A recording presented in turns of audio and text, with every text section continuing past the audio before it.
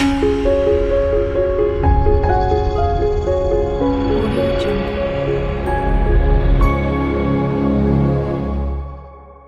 नमस्कार दोस्तों, आज बात करेंगे केतु देव के ऊपर। कुंडली में केतु की स्थिति अगर आपके खराब घरों में बैठी हुई है तो केतु के फलों को अच्छा करने के लिए हम क्या उपाय जो है वो करेंगे, और मात्र सटीक से सटीक उपाय केतु के क्या बनते हैं जिसके कारण आपकी कुंडली में बैठे हुए केतु आपको अच्छे रिजल्ट दे सके।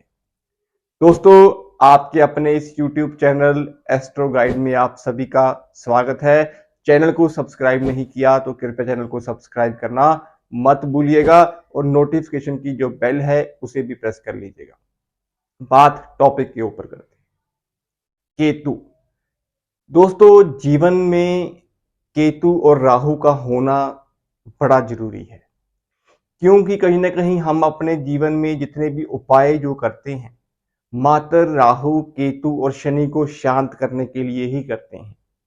लेकिन अगर कुंडली में यही ग्रह आपके अच्छे बैठे हों तो बुलंदियों पे पहुंचाने का काम यही ग्रह करते हैं। जीवन में जितना पैसा, जितनी शोहरत आपको शनि दे सकते हैं मात्र कुंडली में और कोई ग्रह नहीं दे सकता। जितनी ताकतवर, जितना आपके अंदर एक अच्छा ताकतवर इंसान, आपके नीचे लोग काम कर रहे हों, आपका आदेश मान के वो काम करें, तो वो राहु के बिना नहीं हो सकता। जितनी भी क्रिएटिविटी है वो राहु की है। और जो बिजनेस आपने शुरू किया उस बिजनेस का एक ब्रांड बन जाए। ब्रांड मतलब उस नाम से आगे की आगे वो काम चलता ही चला जाए और आपका नाम जो है वो बिकने लगे, तो वो ब्रांड वैल्यू जो होती है वो केतु देते हैं। तो इसीलिए केतु, राहु और शनि जब अगर कुंडली में अच्छे होते हैं और जब इनका अरसा कुंडली में आता है तो मात्र ये आपको ऊंचाइयों तक जो है वो ले जाते हैं। दोस्तों, जन्म कुंडली में चंद्रमा और शनि जब इकट्ठे होते हैं, जब इन दोनों ग्रहों की युति कुंडली में बनी होती है तो केतु आपके नेगेटिव होते हैं। कुंडली में जब शुक्र और शनि इकट्ठे होते हैं तो केतु आपके अच्छे होते हैं। कुंडली में केतु छठे भाव में, खाना नंबर 4 में, अष्टम भाव में और कहीं ना कहीं कुंडली के 11वें भाव में, जब कुंडली के तीसरे भाव में, जब इन भावों में बैठे हुए केतु होते हैं तो ये आपके रिश्तों को खराब करते हैं, आपका कर्जा बढ़ाते हैं, आपको हेल्थ इश्यूज देते हैं और आपके मन को कमजोर करते हैं। दोस्तों, कुंडली के 9th हाउस और द्वादश भाव मीन्स 9th हाउस और 12वां भाव जो कुंडली का होता है, यहां पे अगर आपके केतु देव बैठे हैं और कुंडली में केतु की महादशा भी लगी हुई है और कुंडली में बृहस्पति भी अच्छे घरों में है, तो यकीन मानिए ये आपको फॉरेन ट्रेवल, फॉरेन सेटलमेंट और आपके परिवार में कोई ऐसा पुत्र जो पैदा हो चुका है जिसके 9th और 12वें भाव का केतु है, तो वो आपको ऊंचाइयों तक जो है वो लेके जाएगा। दोस्तों, कुंडली के तीसरे भाव में, छठे भाव में यहां पे बैठे हुए केतु कुंडली में नीच के होते हैं, आपके रिश्तों को खराब करते हैं, आपका कर्जा जो है वो बढ़ा देते हैं। चंद्रमा शनि जब इकट्ठे होते हैं तो इसका मतलब ये होता है कि आपका मन कहीं ना कहीं खुद अपनी ही कैद में होता है। अंधकार जो होता है वो मन के ऊपर छा जाता है और आप किसी भी काम को करने से पहले उसका डर, वहम, एक फोबिया जो इंसान को बन जाता है, वो उसी केतु का ही असर होता है। क्योंकि कुंडली में केतु जो होते हैं वो छठे भाव को बिलोंग करते हैं। अब छठा भाव क्या है? पताल है। जमीन में जो पताल होता है उसकी गहराई जो है वो मापी नहीं जा सकती, उसकी सोच को हम माप नहीं सकते, तो वो पताल की गहराई जो है वो केतु है। एक मिस्ट्री प्लेनेट है दोस्तों। इसके ऑपोजिट राहु। राहु के जो फल होते हैं दोस्तों वो आपको अचानक मिलते हैं। अचानक से आपकी लॉटरी लगना, अचानक से एक्सीडेंट होना, अचानक से चोट लगना, अचानक से जो चीजें घटित हो जाती हैं वो राहु की होती हैं। लेकिन केतु एक मिस्ट्री प्लेनेट है दोस्तों, रहस्यमय है, अपनी बातों को छिपाने वाला है, अपनी बातों को गुप्त रखने वाला है दोस्तों। लेकिन अगर आपने अपनी जन्म कुंडली में बृहस्पति देव को अच्छा रखा, क्योंकि बृहस्पति के चेले ही केतु देव हैं। अब आप कुंडली की विडंबना देखिए, खाना नंबर 2 में बृहस्पति का कारक भाव है। खाना नंबर 2 क्या है? मंदिर है, धर्म स्थान है। वहां पे बैठे हुए पुजारी जो है वो बृहस्पति है, गुरु है। अब बृहस्पति के दूसरे घर से अगर आप देखोगे तो छठा घर जो है वो पंचम पड़ता है, तो दूसरे से छठा जो पड़ता है वहां पे उसके मालिक केतु हैं। तो बृहस्पति के शरण में बैठे हुए केतु उसके चेले हैं। तो इसीलिए बृहस्पति का अच्छा होना कुंडली में केतु को बेहतर करता है, केतु के फलों को अच्छा करता है। दोस्तों, बात उपायों की करते हैं। केतु के लिए सटीक उपाय क्या करें? दोस्तों, सबसे पहले जो मैंने आपको बात बताई है कि कुंडली में अगर आपके तीसरे भाव का केतु है, छठे भाव का केतु है, अष्टम भाव का केतु है, 9th हाउस का केतु है, द्वादश भाव का केतु है, तो इन भावों में अगर आपके केतु बैठे हैं तो दोनों कानों में सोना जो है वो पहन लीजिए। सोने के टॉपर्स नहीं पहनने आपने। कई बार मुझे फोन आते हैं, इंक्वायरीज जो होती हैं, तो वहां पे वो सोने के टॉपर्स की बात करते हैं। दोस्तों, प्योर गोल्ड पहने, गोलाई की शेप में हो, और कान जो है वो आप छिदवा लें, तो उनमें प्योर गोल्ड पहन लें। तो ये केतु का बेहतरीन उपाय है केतु को कंट्रोल करने के लिए बृहस्पति की मदद के द्वारा, क्योंकि हमारे कान जो होते हैं वो केतु हैं और गोल्ड जो है वो बृहस्पति है।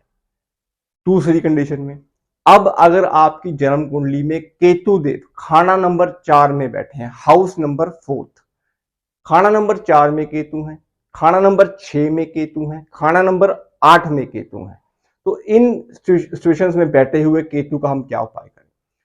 खाना नंबर 4 में अगर आपके केतु हैं तो यहां पे आप 4 केले 4 दिन मंदिर में जो है वो देते रहें। 21 दिन कर लें, 43 दिन कर लें, आपके लिए बेहतर है, क्योंकि ये इस भाव में बृहस्पति उच्च के होते हैं, और केतु, राहु और बुध, इन तीनों ग्रहों के हम जब उपाय करते हैं, ये जिस भाव में भी बैठे होते हैं उस भाव में उच्च के ग्रह की जो मदद है वो ली जाती है।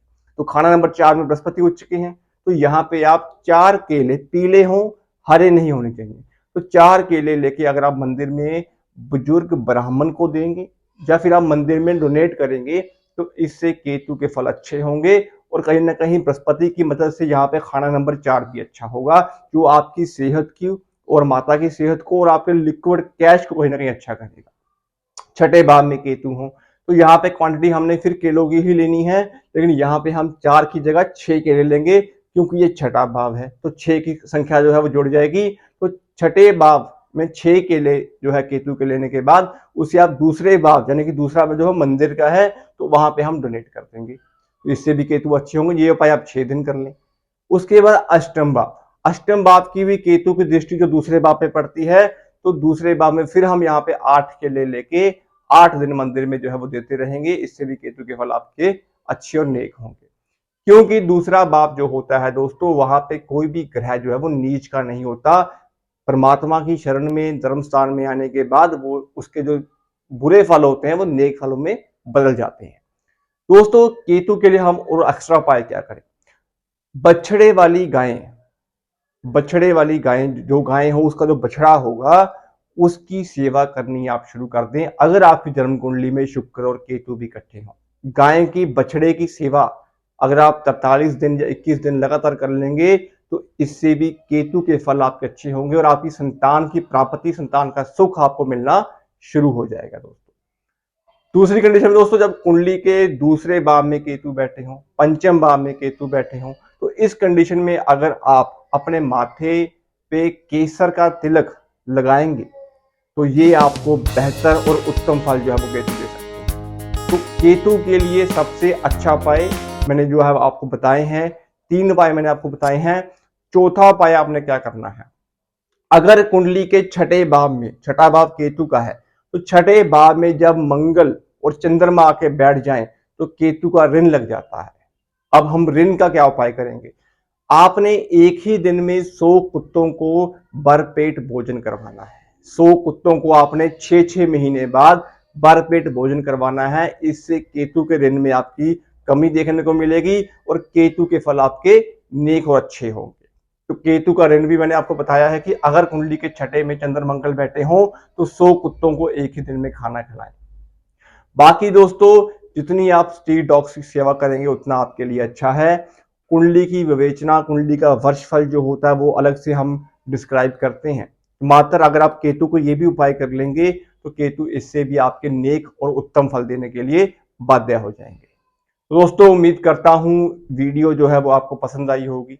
अगर आपको वीडियो पसंद आई हो तो कृपया चैनल को सपोर्ट करिएगा, चैनल को सब्सक्राइब करना मत भूलिएगा और नोटिफिकेशन की जो बेल है उसे भी प्रेस कर लीजिएगा, ताकि हम जब कोई वीडियो अपलोड करें तो आपको उसकी नोटिफिकेशन जो है वो मिल जाए। तो दोस्तों, आज के लिए इतना ही। मिलते हैं अगली वीडियो में किसी और टॉपिक के साथ। शुभ रात्रि।